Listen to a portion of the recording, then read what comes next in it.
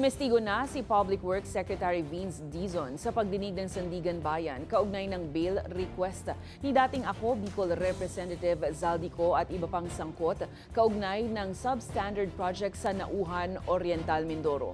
Kumpiyansa naman ang kalihim na matibay ang mga ebidensyang hawak nila para mapakulong ang mga ito.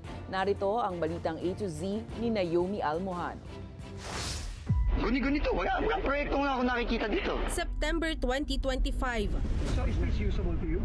Labis na nadismaya nang nadiskubre ni Public Works Secretary Vince Dizon ang irregularidad sa 289 million peso flood control projects na kinasasangkutan ng Sunwest Construction. Bakit nila pinaspasan ng tambak?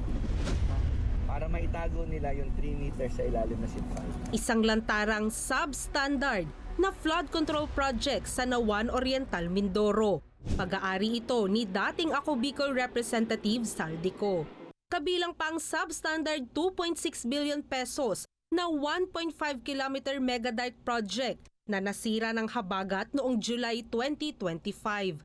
At sheet piles nitong 3 metro lang ang taas imbis na 12 metro base sa project plan. Dahil dito, walang kaabog-abog humarap si Dizon ngayong Martes, January 20 bilang testigo sa bail hearing ng Sandigan Bayan labang kina Zaldico at iba pang ex-DPWH Mimaropa officials.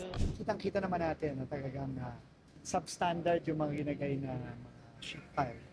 So may kumpiyansa tayo sa ating justice system. Ani Dizon, matibay ang ebidensyang hawak ng ahensya labang kay Ko at mga sangkot sa korupsyong ginawa sa mga proyekto. Sapat aniya ang mga ito para mapatunayan silang guilty. Kumpiyansa tayo sa Sandigan Bayan na talagang mapapatunayan na talagang substandard yung proyekto at nagkakunsyabahan ang Sunwest, si former Congressman Zaldico at mga taga-DPWH para gumawa ng isang substandard na project para nakawin ang pera ng mga kababayan natin. Sinabi rin ng kalihim na dumaan sa tama at legal na proseso ang ginawang inspeksyon sa tila nakakadismayang flood control project maging sa pagsusuri ng Commission on Audit. Nahaharap si Ko sa kasong graft at malversation dahil sa proyektong ito.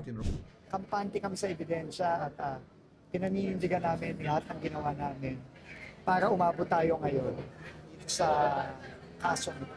Pagtitiyak ng kalihim, asahan pa ang kanyang mga pagdalo at pagtestigo sa mga pagdinig kaugnay ng flood control corruption. Hakbang aniya ito para mapanagot na ang mga umunoy nagnakaw sa kaban ng bayan. Gayunpaman, wala pa ring paramdam o anumang presensya sa investigasyon si Zaldico hanggang sa kasalukuyan. Para sa Balitang A to Z, Naomi Almohano.